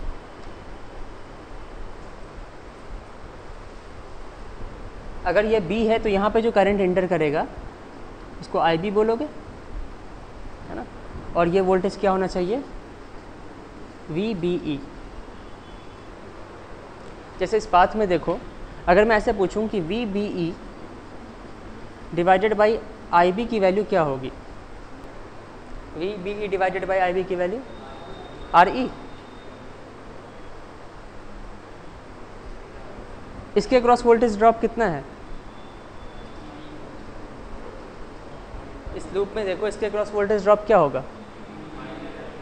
ये AC एनालिसिस है, यहाँ पे कोई वोल्टेज ड्रॉप नहीं करोगे। मैंने AC मॉडल बनाया ना, AC model of transistor for common emitter configuration. तो यहाँ पे सिंपली रेजिस्टेंस है, तो इसके क्रॉस वोल्टेज ड्रॉप कितना है VBE। तो VBE डिवाइडेड बाई RE क्या रिप्रेजेंट करेगा, RE में जो करंट फ्लो होता है, RE में क्या कौन सा करंट फ्लो होता है IE फ्लो होता है। तो VBE divided by IE equal to क्या होगा RE। ठीक है, लेकिन आपको इस मॉडल में दो ही पोर्ट है, एक इनपुट पोर्ट है और आउटपुट पोर्ट है। आपको इनपुट करंट पता है क्या है, इस मॉडल के लिए इनपुट करंट क्या है IB, तो आपको IE नहीं दिखाना यहाँ पे। ठीक है, यहाँ पे आपने IB दिखा दिया और VBE दिखा दिया। ठीक है, तो यहाँ पे VBE बाई IE नहीं कैलकुलेट करके हम क्या कैलकुलेट करेंगे VBE डिवाइडेड बाई IB। ठीक है, VBE डिवाइडेड बाई IB क्या हो जाएगा input voltage divided by input current, उसको हम इनपुट इम्पीडेंस बोलेंगे। ठीक है, किसी भी कंपोनेंट को आप टू पोर्ट नेटवर्क के फॉर्म में रिप्रेजेंट कर सकते हैं। मैंने बताया था कि ये भी एक टू पोर्ट नेटवर्क है, तो या तो उसका Z पैरामीटर गिवन हो या Y पैरामीटर गिवन हो, T, H, G कोई भी पैरामीटर गिवन हो, आप ये कहेंगे कि हमारे पास उस टू पोर्ट नेटवर्क का कंप्लीट इन्फॉर्मेशन है।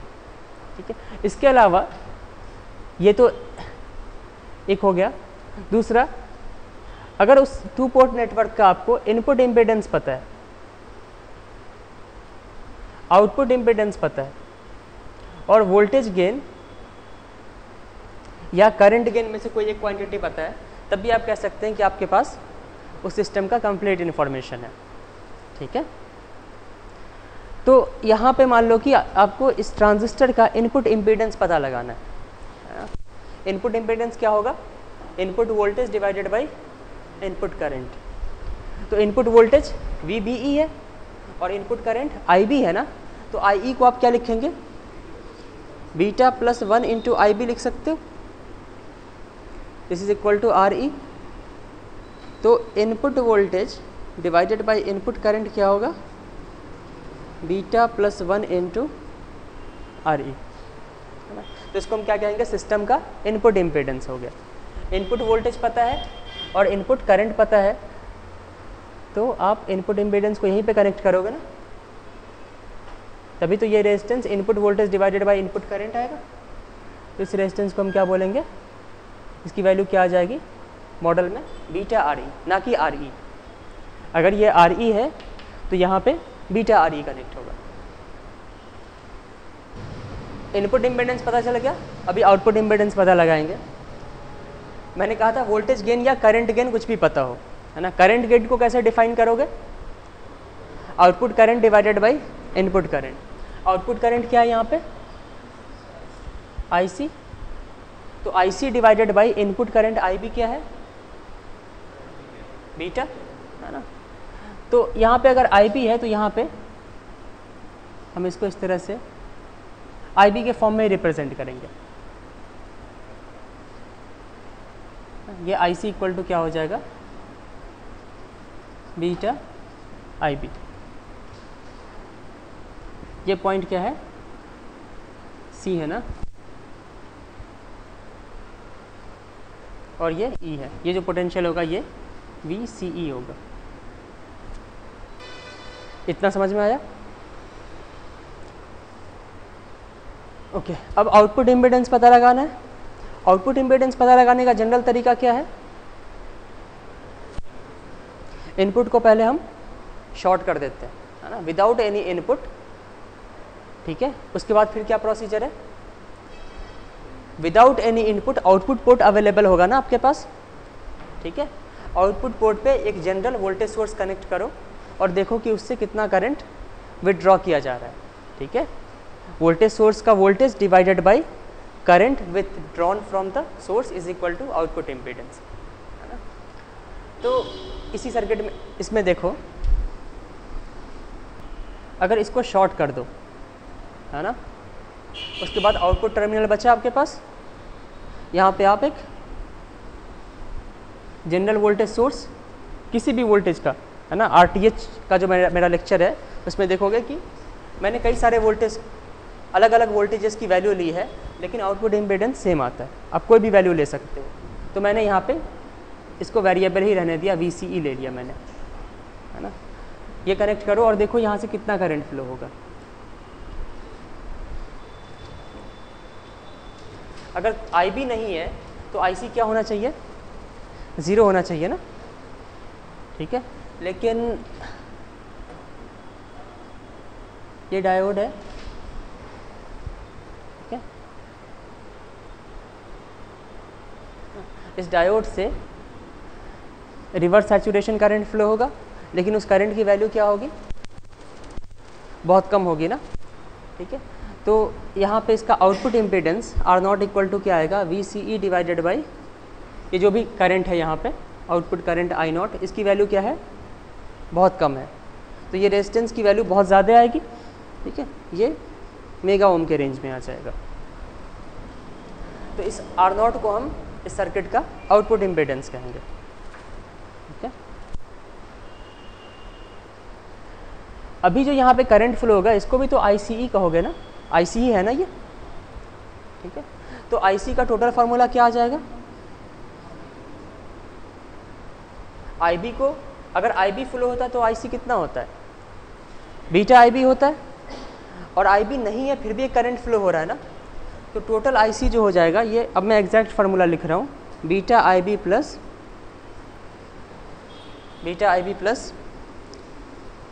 ये क्या हो जाएगा? ये एक रिवर्स सैचुरेशन करंट है ना।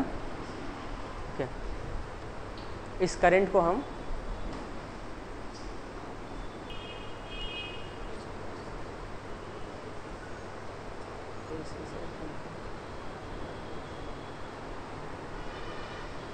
चलो इसको मैं रिवर्स करंट ही लिख रहा हूँ।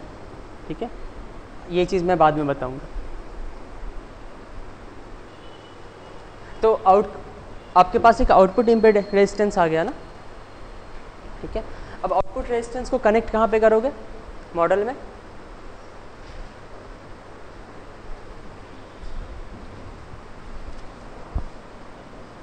है ना, इस आउटपुट रेजिस्टेंस को हम यहाँ पे कनेक्ट करते हैं, इसको स्मॉल R0 से डिनोट करते हैं। ये भी मैं रीज़न बाद में बताऊंगा कि यहीं पे क्यों कनेक्ट किया है हमने आउटपुट से। ये आउटपुट वोल्टेज क्या है? VCE है ना, और ये आउटपुट करंट हो जाएगा IC। इसकी वैल्यू क्या होगी? और यहाँ पे कौन सा करंट फ्लो होगा? आउटपुट रेजिस्टेंस में यही करंट, लीकेज करंट होगा ना। ठीक है, तो यहाँ पे लीकेज करंट होगा, और यहाँ पे कौन सा करंट होगा? IB की फ्लो होने की वजह से। तो टोटल IC क्या हो जाएगा? Beta IB plus this current. अभी आप ना थोड़ा इसको बस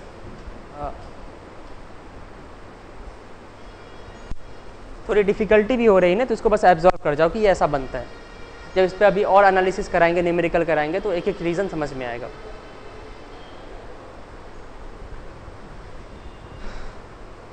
ठीक है, इसको थोड़ा हम और फैमिलियर वे में बना देते हैं।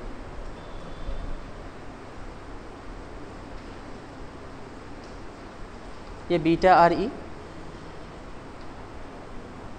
ये plus minus V B E, और ये input current I B. I B यहाँ पर डिनोट कर रहा हूँ मैं, लेकिन बेटर होगा आप आदत डालें आई बी को यहाँ पे डिनोट करने की, ठीक है। इस रेजिस्टेंस में बीटा आर ई में जो करंट फ्लो होगा उसको हम आई बी कहेंगे, ठीक है। इसकी आदत डालो। और ये ई है, ये बी, ये भी ई है, तो आप चाहो तो इन दोनों को ज्वाइन भी कर सकते हैं। इस करंट सोर्स को मैं यहाँ ना दिखा करके अगर यहाँ दिखाऊं तो कोई प्रॉब्लम नहीं है ना। बीटा आई बी और ये रेजिस्टेंस आर नॉट, ये वोल्टेज वी सी ई, और यहाँ पे जो करंट फ्लो होगा ये आई सी। ये ट्रांजिस्टर का इस सिंबल की जगह पे आप ये डिनोट करें, बनाएंगे आप सर्किट में। ये किस लिए करते हैं मॉडलिंग? ताकि आपको सर्किट दिखे, आप उसको आसानी से सॉल्व कर सको। लेकिन हमें जितना पढ़ना है, जो प्रॉब्लम्स हमें डील करनी है, मैंने जहाँ तक फील किया है कि आप इससे करो या इससे करो, कई केस में तो उससे ही आसानी से हो जाता है। और उसमें एडवांटेज ये है, जैसे हमने ये मॉडल नहीं पढ़ा था ना, फिर भी हम इसका वोल्टेज गेन पता लगा लिए थे, इसकी ज़रूरत नहीं पड़ी थी। तो कई केस में आपको उसी से पता चल जाएगा, ठीक है। ये समझ में आया? अब मैं आपको बताता हूँ कि आर नॉट को यहाँ पे क्यों कनेक्ट किया मैंने, है ना। आर नॉट को यहाँ पे भी कनेक्ट किया जा सकता है। मान लिया कि हमने आर नॉट को यहाँ पे कनेक्ट किया, है ना। आर नॉट क्या है? आउटपुट इम्पीडेंस है ना।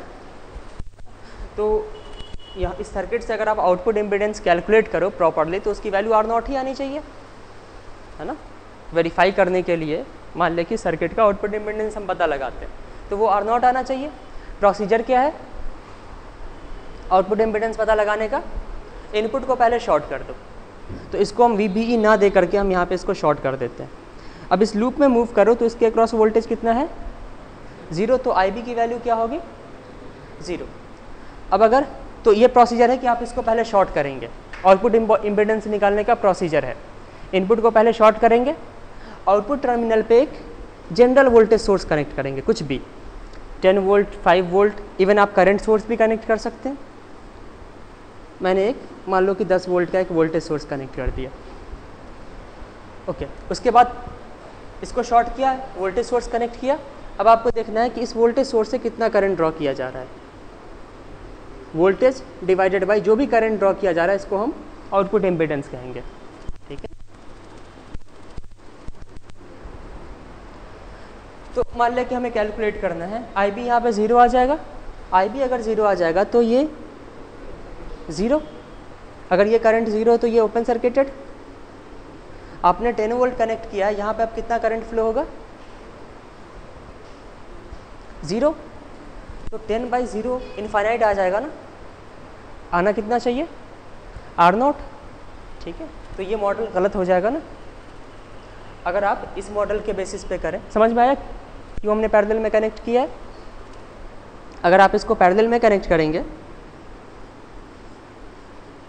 ये बीटा IB था ना, ये R0 है। अब अगर IB 0 है तो ये ओपन सर्किटेड। अब यहाँ पे कितना करंट फ्लो होगा?